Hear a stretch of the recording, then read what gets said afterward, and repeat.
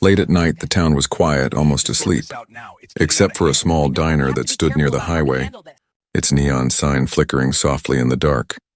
The rain had been falling for hours, washing the streets clean and filling the air with the smell of wet earth. The diner's windows glowed warm yellow. A small island of light in the middle of the storm inside. The sound of old blues music played softly from a dusty radio, mixing with the gentle clatter of dishes and the hiss of the coffee machine. Angela Morris stood behind the counter, wiping down the same spot for the third time. She was a tall black woman in her early 40s, with kind but sharp eyes that seemed to notice everything. Her diner wasn't fancy, just a few booths, a long counter with red stools and a small kitchen in the back. But people came from miles away for her pancakes and her smile.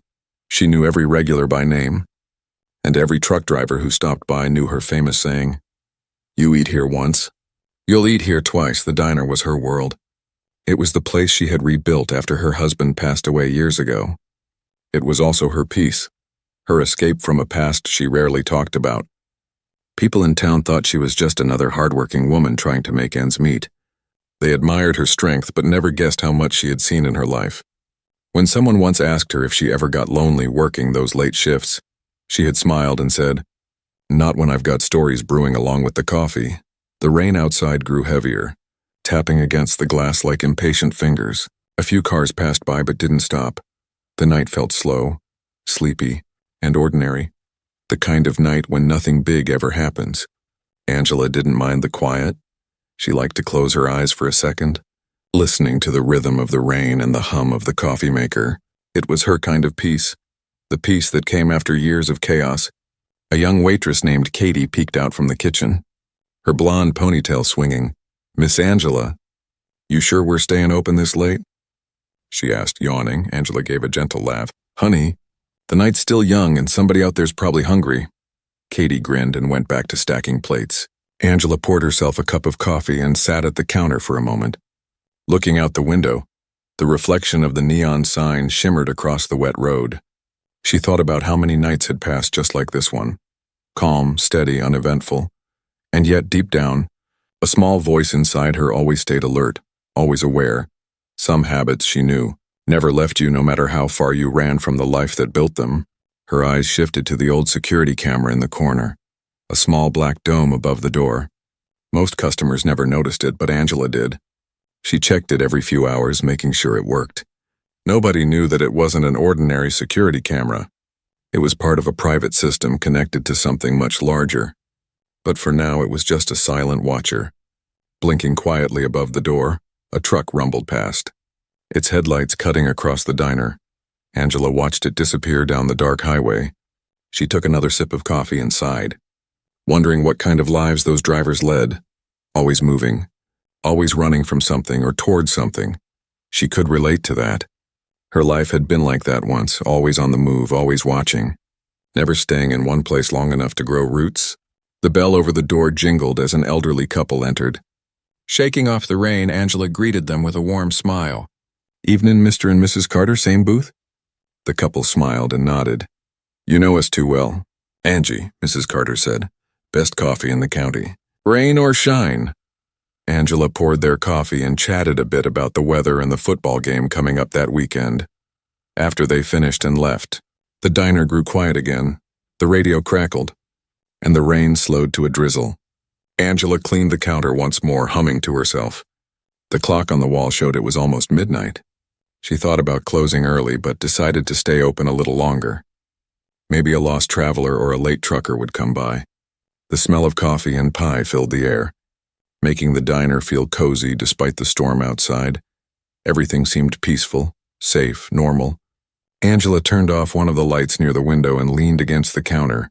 Staring out into the darkness, the reflection of her face stared back at her, calm and confident. Yet behind those calm eyes, there was something more.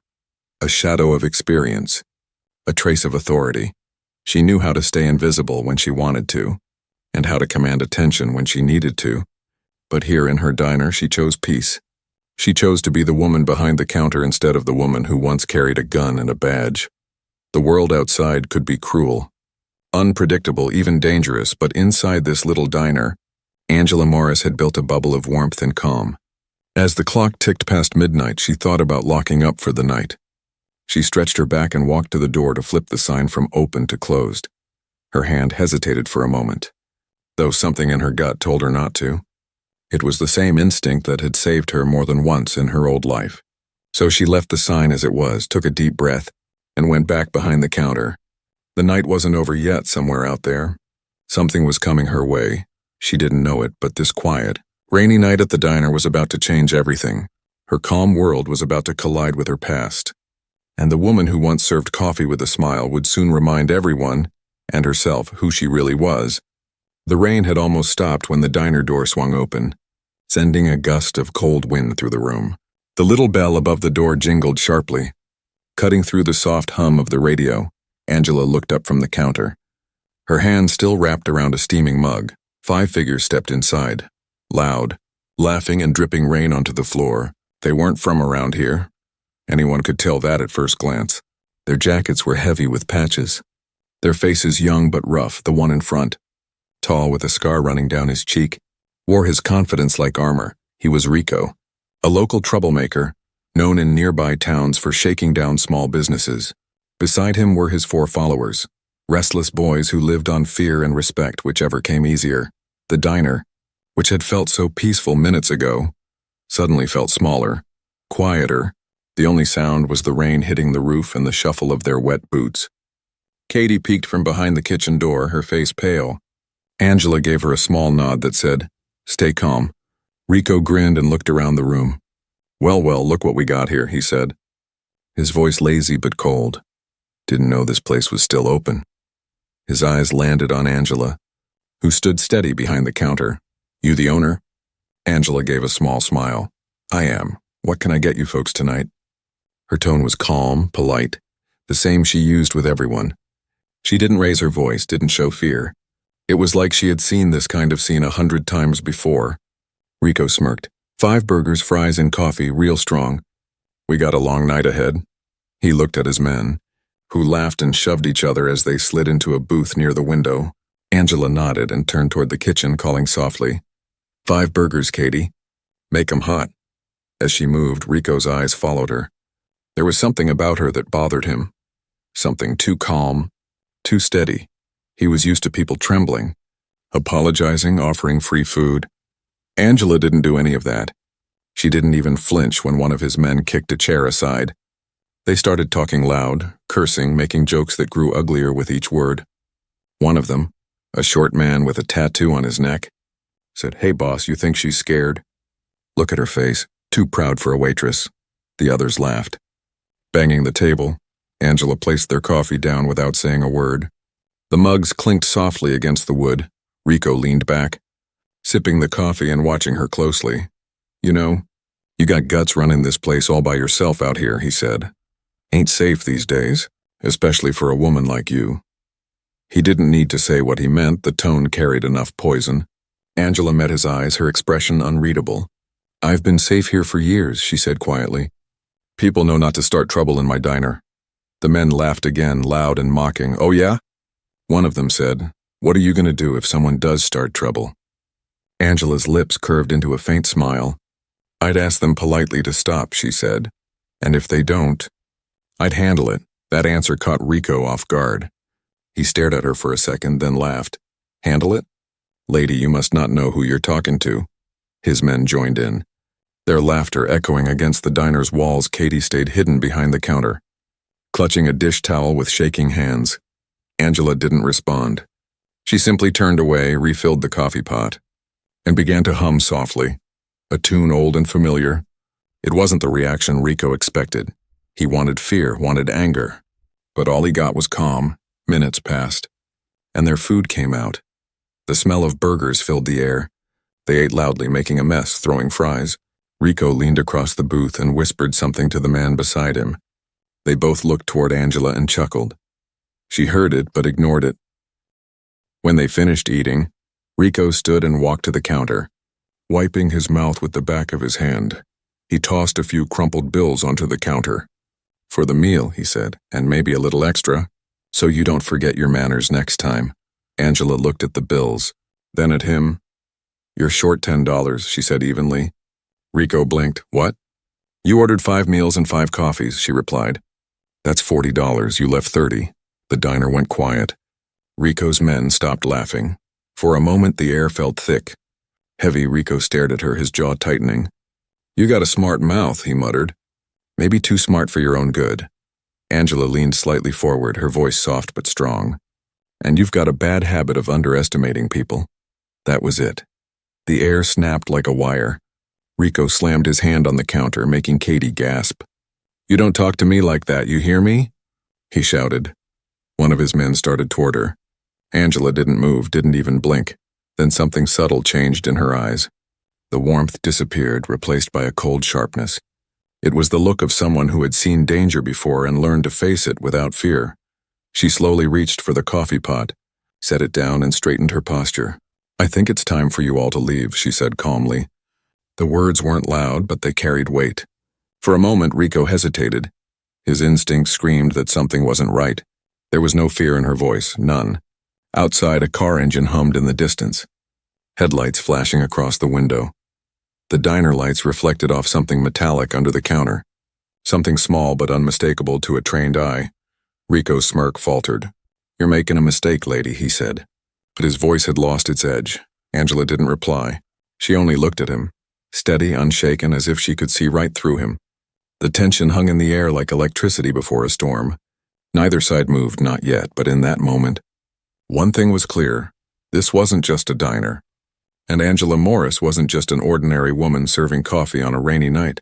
The rain had stopped, but the air inside the diner was heavy, tense. The faint hum of the refrigerator and the low crackle of the old radio were the only sounds left between the silence and the storm brewing in the room. Angela Morris stood behind the counter, her face calm, her hands steady. Across from her, Rico leaned against the booth, staring at her with eyes full of arrogance and irritation. The gang had grown restless, their laughter had faded, replaced by impatience and annoyance. They didn't come here just for food, and they came for control. They wanted to see her flinch, to see fear on her face. But Angela refused to give them what they wanted. That calmness, that quiet defiance made them even angrier. Rico tapped his fingers against the counter. Slow and deliberate. You think you're tough, huh? He said, his voice low but sharp. You think you can talk to me like that and just walk away? Angela met his eyes, her tone as smooth as her coffee. I don't think I know, and I'm asking you one last time to leave. The man sitting closest to Rico, a tall guy with a snake tattoo curling around his neck, laughed mockingly. She's got guts, boss. Maybe she needs a little lesson in respect. Angela didn't move. Her eyes flicked toward the coffee pot, not because she was afraid, but because she was calculating. She'd been in rooms like this before, filled with men who thought intimidation was power. She knew how to read body language, how to spot who'd move first, who was just talk. Rico smirked and stepped closer, his boots squeaking on the wet floor. He leaned in, the smell of cigarette smoke clinging to his jacket. Lady, maybe you don't understand how this works. You see people around here and they pay to keep things peaceful. You pay and we make sure nothing bad happens to your pretty little diner. Angela raised an eyebrow. Is that a threat or a business offer? Rico chuckled darkly. It's a choice. For a few seconds, nobody spoke. The tension hung heavy. Katie peeked from behind the kitchen door, eyes wide with fear. Her lips trembled as she whispered, Miss Angela. Angela turned her head slightly and gave her a look that said, stay back. Then she looked at Rico again. I don't make deals with people who can't even pay for their own food, she said quietly. That made one of the gang members slam his hand on the counter. You got a big mouth for someone who's all alone, he shouted. Angela tilted her head. You're assuming I'm alone, she said, her tone steady, calm, like a teacher correcting a student. The gang exchanged confused glances. Rico laughed, shaking his head. You're bluffing. Ain't nobody out here but us, lady. Angela smiled. If you say so. Her voice was soft, but there was something in it, a quiet warning. The kind that only experienced men recognized too late. Rico frowned, his instincts twitching. He had a gut feeling that something was off, but his pride wouldn't let him back down. He motioned toward the smallest guy in the group. Teach her a little respect, just don't mess up the face. I don't like blood before dinner. The man grinned and stepped forward. Rolling up his sleeves, Angela didn't move, didn't even blink. Her hands rested on the counter, relaxed. Her eyes were calm but locked, sharp as glass, as the man reached across the counter to grab her wrist. Everything seemed to slow down in one smooth motion. Angela shifted her weight, caught his arm, and twisted it behind his back. The man cried out in pain, his knees hitting the floor. The move was fast, practiced, precise, the kind of movement that didn't come from luck. But from years of training, Rico froze, his eyes wide. "What the hell?" Angela spoke softly, leaning closer to the man she'd pinned. "You really shouldn't touch people without asking." Then she released him and stepped back. He stumbled, clutching his shoulder, shock written all over his face. The diner went silent again. Rico's men stared at her, unsure of what they'd just seen. She had moved so fast that it didn't seem possible. Angela calmly picked up the fallen coffee cup, placed it on the counter and said, "That was your one warning." Rico clenched his jaw, his pride now burning hotter than his anger. "You think you can mess with us and get away with it?" He shouted, "You don't know who we are." Angela's eyes narrowed slightly. "You're right. I don't know your names," she said, "but I know your type." One of the men started toward her again, but Rico held up a hand, stopping him. He wanted to figure her out first. There was something about her.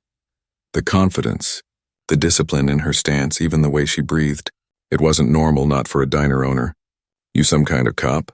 he asked, suddenly studying her. Angela gave a small smile. "Do I look like one?" Rico sneered. "Nah, you don't. You look like a woman who's about to regret opening her mouth." Angela leaned forward slightly, her eyes glinting under the diner's dim lights. "Funny thing," she said. "People used to tell me that a lot." Outside, the faint sound of an engine hummed in the distance. Headlights flashed briefly through the rain-soaked windows. Angela's expression didn't change, but something in her posture shifted, just enough to make Rico notice. "What's that?" one of his men asked, glancing toward the window. Angela smiled faintly. "That?" she said softly. "That's your cue to finish your coffee." Rico frowned. Confused, the sound grew louder, tires crunching on wet gravel. Two sets of headlights now cutting through the dark. Rico turned toward the window, and for the first time that night, uncertainty flickered in his eyes. Angela didn't move. She just leaned on the counter, calm as ever. "You should have left when I asked nicely," she said. Rico spun toward her. "What did you—" Before he could finish, the roar of engines filled the parking lot, and bright lights flooded through the windows. The door burst open, and suddenly the peaceful diner was no longer theirs. Angela's secret was about to come crashing through that door, and the men who thought they held power were about to find out what real authority looked like. The diner lights flickered once as the roar of engines outside echoed through the night. For a second, the gang members froze, unsure if it was just another car passing by or something more. The steady sound of tires crunching over gravel grew louder. Too deliberate, too synchronized, Angela Morris stood still behind the counter, her hands folded, her expression unreadable. Rico turned toward the window, his reflection caught between the neon sign's glow and the beam of headlights slicing through the darkness. "What the hell is that?" he muttered, squinting. He could see two dark SUVs pulling into the parking lot. Big, clean, government style, the kind you only saw in movies or during raids. The other gang members shifted nervously. Whispering to each other, the smallest one leaned in. "Yo, boss, maybe it's cops. You think she—" Rico cut him off with a glare. "Cops don't roll up without lights, fool," he snapped. But his voice didn't sound as confident as before. He turned back to Angela. "You call someone, lady?" Angela didn't answer. She just kept wiping the counter with slow, measured movements. Her calmness was unnerving. Every motion precise, deliberate. It wasn't the calm of ignorance, it was the calm of control. Rico slammed his hand on the counter, making the coffee mugs rattle. "I asked you a question," he shouted. Angela's eyes finally lifted to meet his. Her voice was soft, almost gentle. "You should lower your voice, Rico. It's not going to help you." The way she said his name, smooth, familiar, like she'd known it long before he walked through her door, made him step back slightly. "How you know my name?" he demanded. His crew went silent. The tension thick enough to choke on, Angela didn't reply.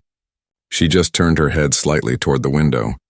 Watching as the SUV's doors opened, two figures stepped out, tall. Dressed in black tactical uniforms, their movements were coordinated. Efficient, professional. Katie, trembling behind the kitchen door, peeked through a crack and whispered, "Miss Angela." What's happening? Angela glanced at her with a reassuring smile. Stay where you are, honey, she said quietly. Everything's under control. Rico's men stood now. Unsure of what to do, their instincts told them to run. But their pride chained them in place. Yo, boss, one of them said. I don't like this. Those dudes ain't normal. Rico clenched his jaw, trying to hide the growing unease in his chest. Relax, he said. Maybe it's some rich customer calling security or something. Ain't nothing we can't handle. But even he didn't believe his own words anymore. Angela placed the cleaning cloth down neatly beside the register, then reached under the counter, slow and steady. Rico flinched, half expecting her to pull out a gun. Instead, she brought up a small black device, pressed a button, and the front door locks clicked shut. The sound echoed like a final warning. What the? You locking us in? One of the men shouted. Moving toward the door, he tugged at the handle. But it wouldn't budge. Angela tilted her head slightly. You came in without respect, she said softly. You'll leave when I say you can. The gang exchanged nervous glances. Rico stepped closer again, his face tight with anger. You better open that door right now, lady, he said. You don't know who you're dealing with. Angela looked him dead in the eye, her voice calm. You're right. I don't know who you think you are, but I know exactly what you are. The words hung heavy in the air. Then came the sound. Sharp knocks on the glass door, 3 steady raps. The kind of signal used by people who operated with precision. Not panic, Angela smiled faintly. They're early, she murmured. Rico spun around, and through the glass he saw the reflection of armed men. Tactical vests, radios, the faint glint of federal badges. The letters FID stood out under the lights. His heart skipped. Feds? He whispered. He turned to Angela. You set us up. Angela stepped around the counter, her movements calm, graceful. Her shoes clicked softly against the tiled floor as she approached him. No, Rico, she said. You set yourself up. I just gave you the stage. The men outside moved into position. 2 approached the door while another circled the building. The gang scrambled for the exits. But every door was locked, every window bolted. Angela stopped just a few feet away from Rico. Her voice dropped lower, colder. You should have stayed in your lane. But you couldn't resist, could you? Harassing people, taking money from small businesses, hurting anyone weaker than you, it made you feel powerful. She took one more step closer, her tone sharp as steel. But power built on fear never lasts long. The front door opened suddenly as the agents entered, moving fast and silent. Federal Investigations Division, one of them called. Hands where we can see them! The diner erupted into chaos, chairs scraped, coffee spilled. The gang tried to run, but within seconds, they were on the floor, arms behind their backs, cuffs clicking shut. Rico fought the hardest, shouting, You tricked me! You knew who I was! Angela didn't respond right away. She walked calmly to the counter, opened a drawer, and pulled out a black leather badge case. She flipped it open and placed it on the counter. The gold emblem gleamed under the diner's lights. Special Agent Angela Morris, Federal Investigations Division, Organized Crime Unit. The agents nodded respectfully toward her. Good setup, Agent Morris, one of them said. Didn't think they'd walk right into the trap this easily. Angela gave a faint smile. They never do, she replied. Rico stared at her in disbelief. You worked for the feds? This whole time? Angela walked over and crouched beside him. Her expression calm but unyielding. I still do, she said. You just made the mistake of picking the wrong diner. Rico's shoulders slumped as realization sank in. The bravado, the swagger, all gone, replaced by fear and regret. As the agents led the gang outside, Angela exhaled quietly. She turned toward Katie, who stood frozen in the doorway. You okay, honey? She asked softly. Katie nodded slowly. I didn't know you were... Angela smiled. No one's supposed to, she said. It's easier that way. The rain began again, soft and steady, washing the night clean. The SUV's lights faded down the road, leaving the diner quiet once more. Angela walked back behind the counter, poured herself a fresh cup of coffee, and took a slow sip. The same calmness returned. The same peace as before, but now the air carried a faint echo of truth. This was no ordinary diner, and the woman who ran it wasn't just serving coffee. She was serving justice, one quiet night at a time. The night outside had turned quiet again, but inside the diner, The air still trembled with the echo of what had just happened.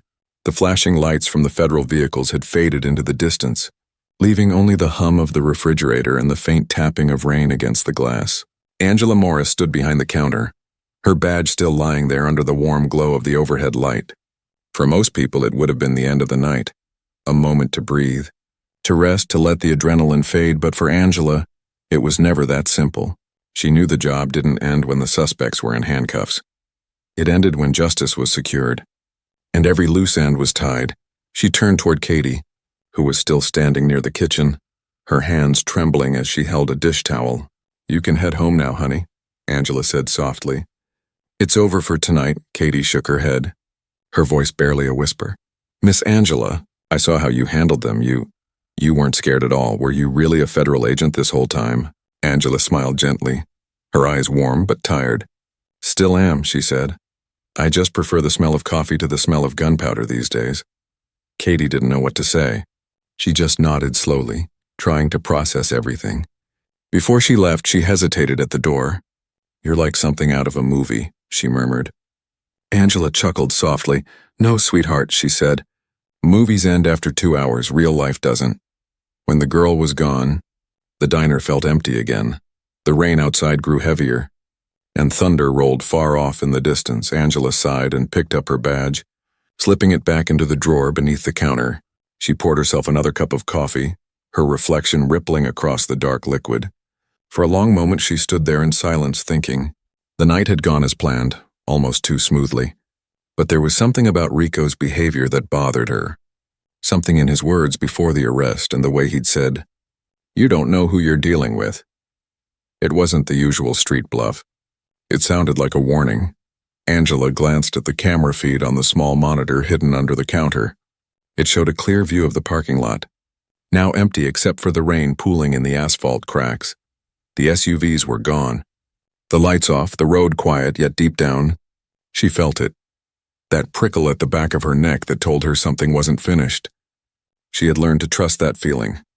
It had saved her life more times than she could count. She walked to the door, locked it again, and pulled the blinds halfway down. Then she sat in one of the booths near the window, sipping her coffee slowly.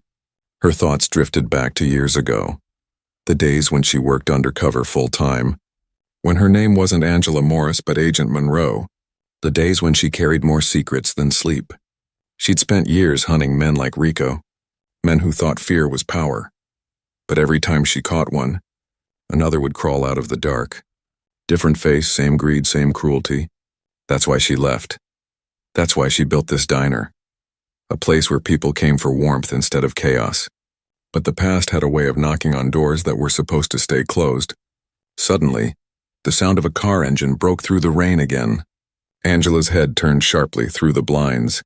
She saw headlights approaching, moving slow, deliberate, not like a random traveler. The car stopped just outside the diner.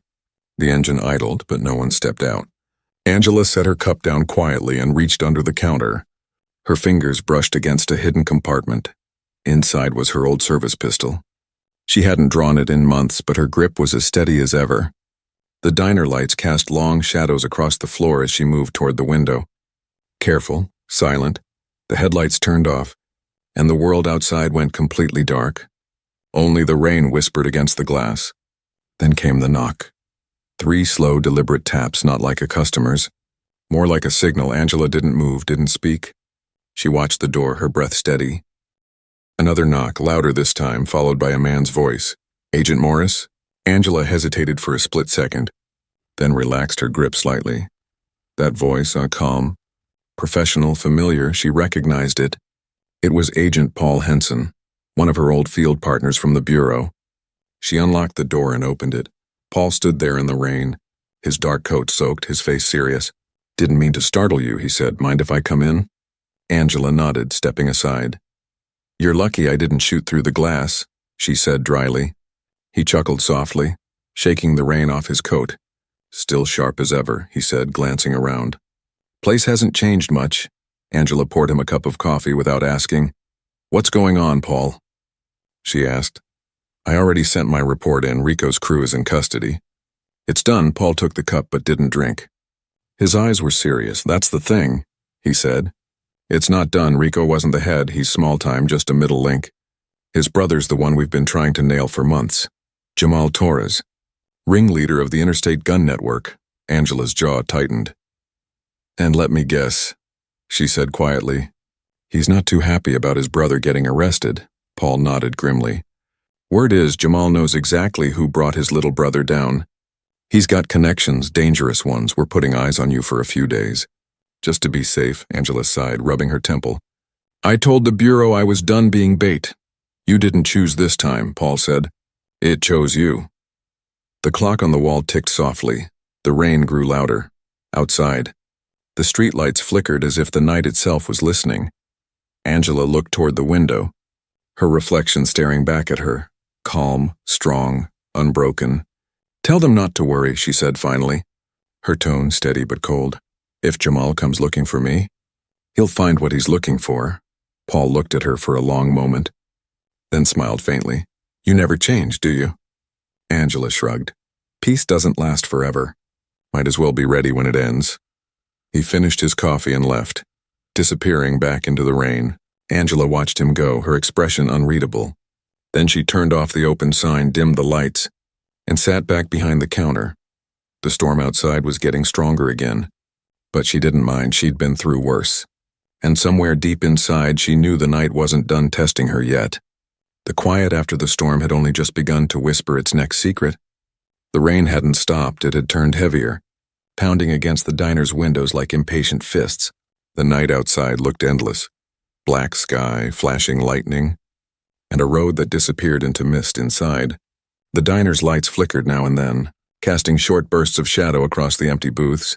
Angela Morris sat behind the counter, silent, watchful, her mind sharp despite the late hour.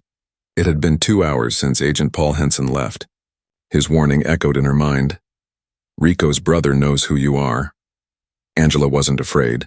She hadn't been afraid in years, but she wasn't careless either. Fear was useless. Awareness was survival. She glanced at the small clock on the wall. 2:17 a.m. The world was asleep, but the storm seemed wide awake. Angela poured herself another cup of coffee, the rich smell filling the diner. The warmth of the mug steadied her. She looked at the empty road through the blinds, her reflection faint and ghostly against the glass. It was quiet for a long time, almost too quiet. Then came the sound, faint at first. Like a tire rolling over puddles, the hum grew louder. Headlights flashed briefly, then vanished.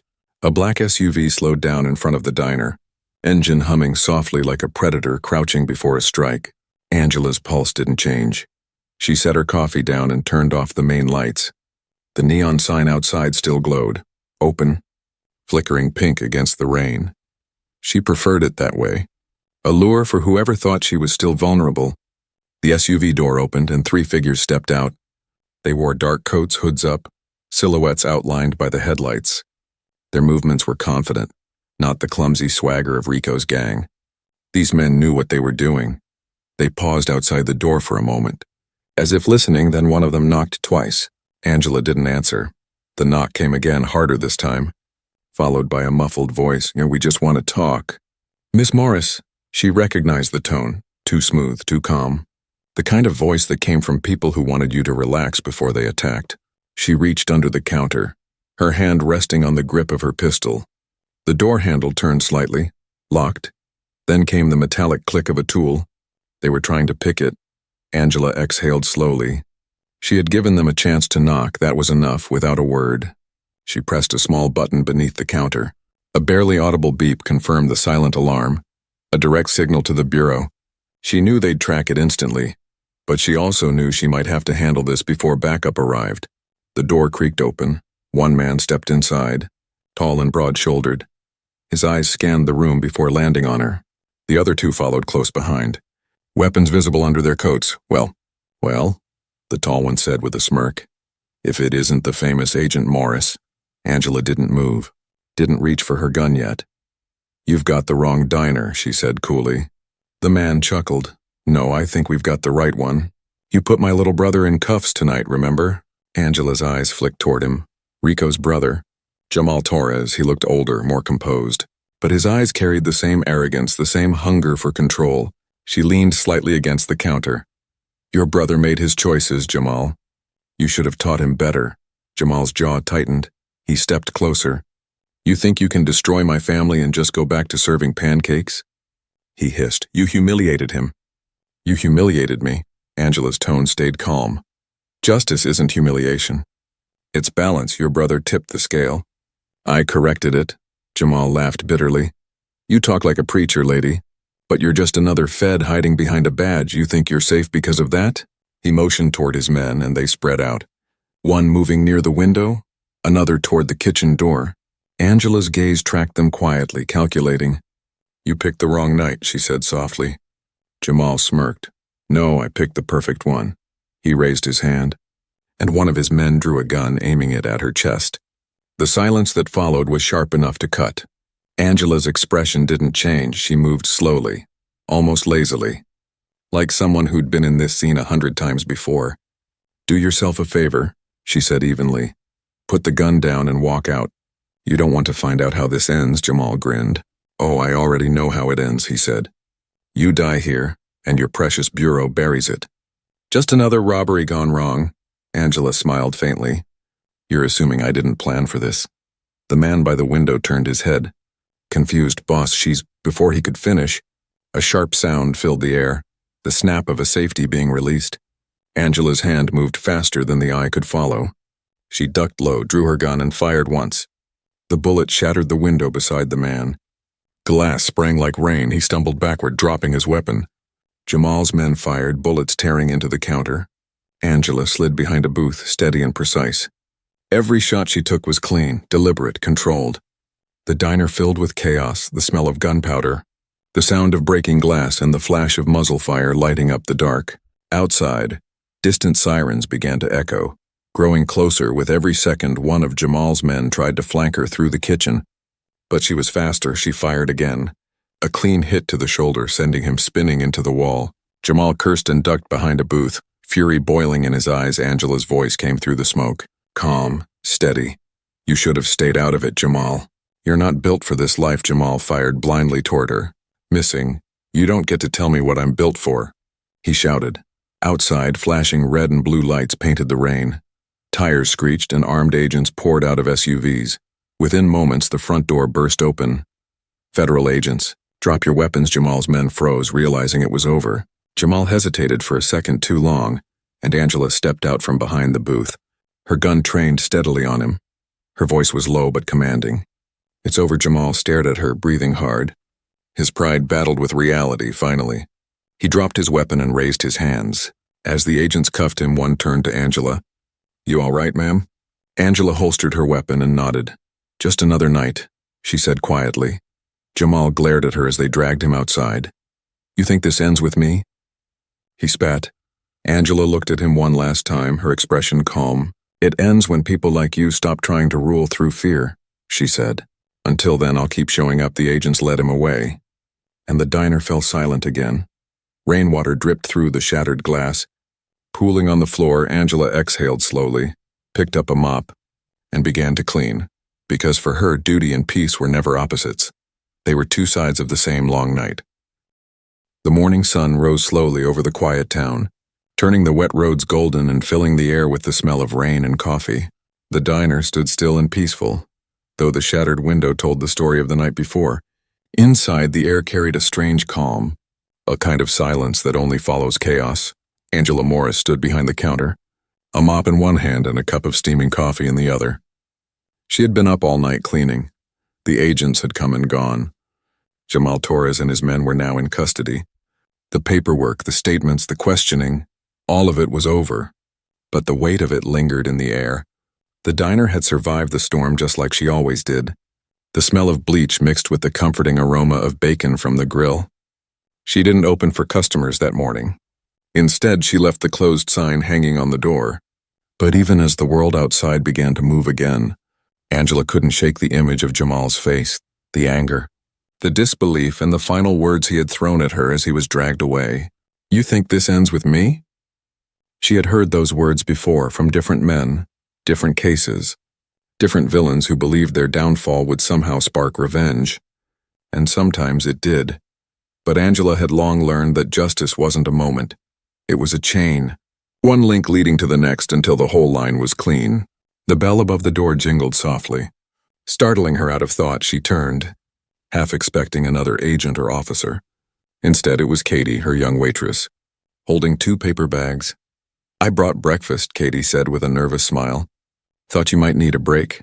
Angela's lips curved into a small smile. "You didn't have to, honey." Katie set the bags down on the counter, her eyes flicking toward the broken window. "I heard about what happened," she said quietly. "Half the town's talking. They said you fought off an entire gang. That you're some kind of hero."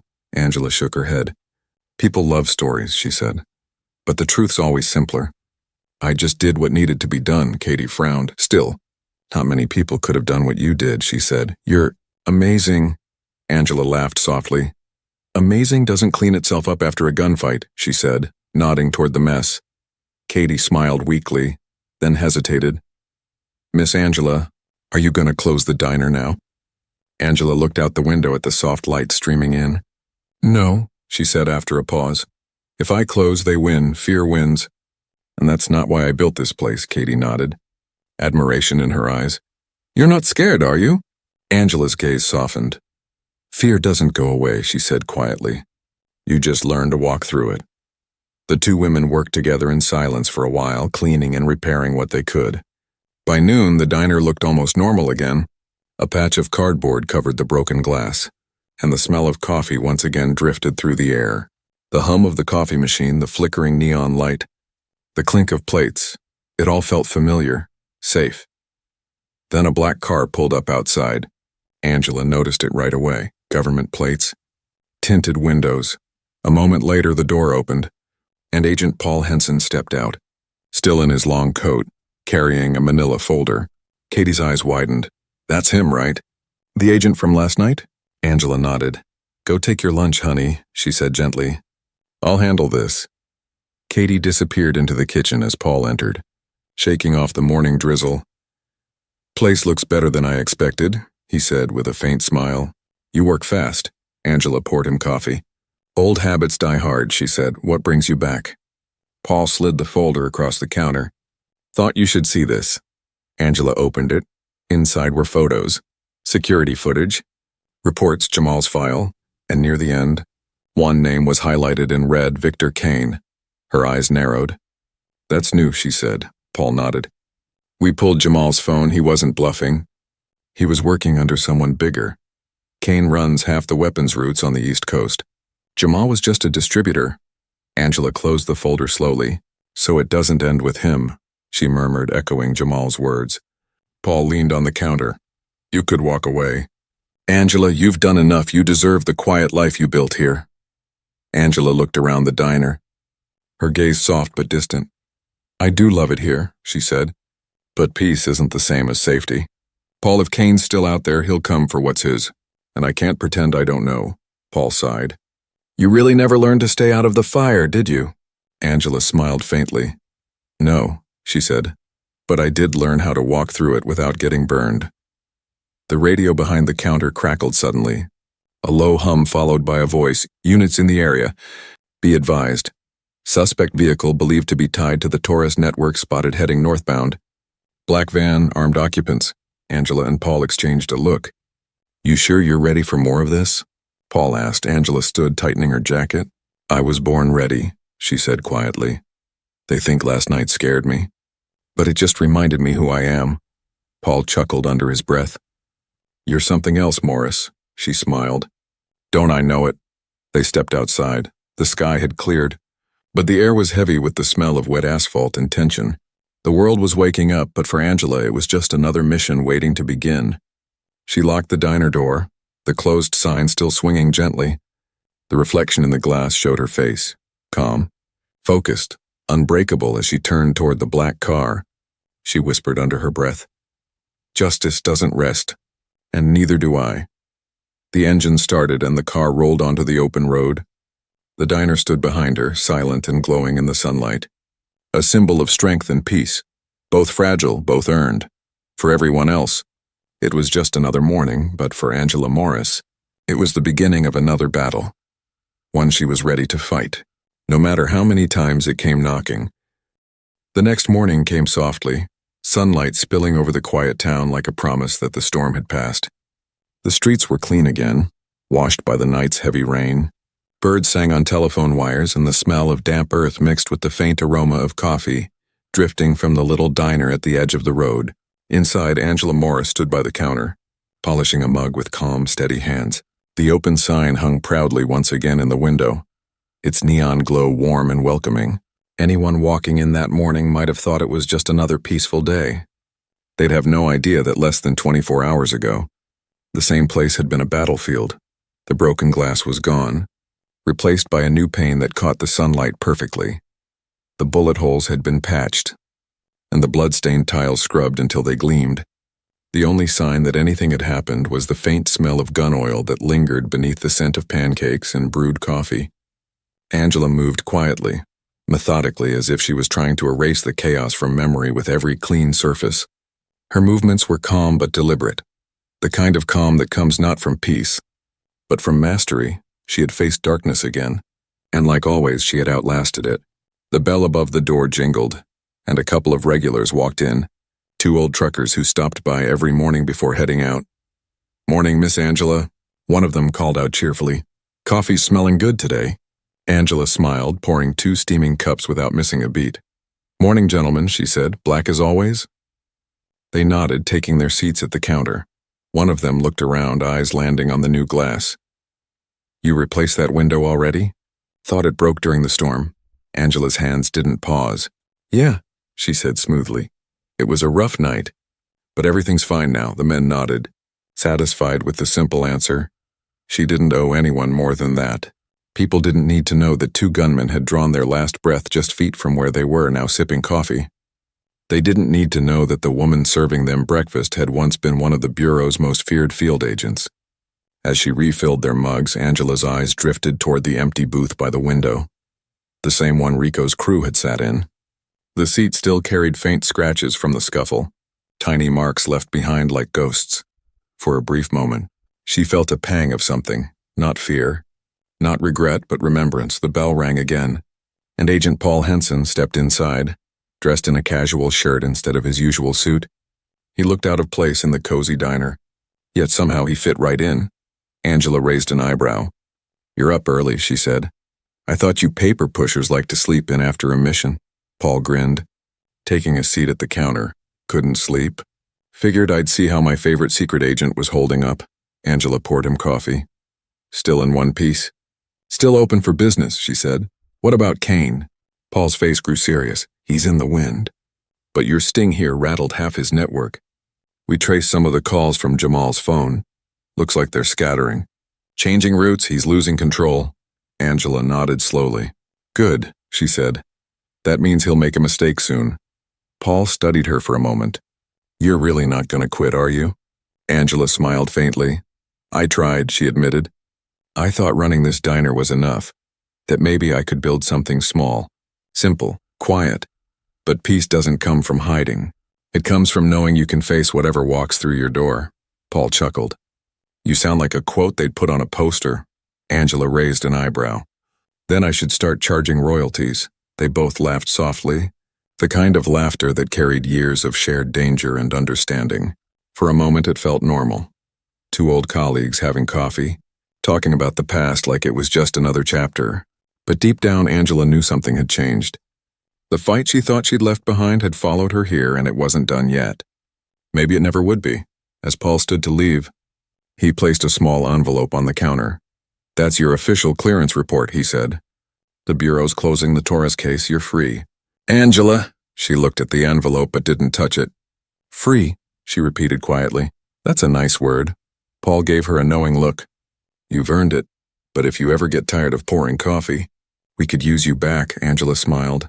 "I'll think about it," she said, though both of them knew she already had. When he left, the diner grew quiet again. The sunlight through the window painted golden lines across the floor, and the sound of sizzling bacon filled the air.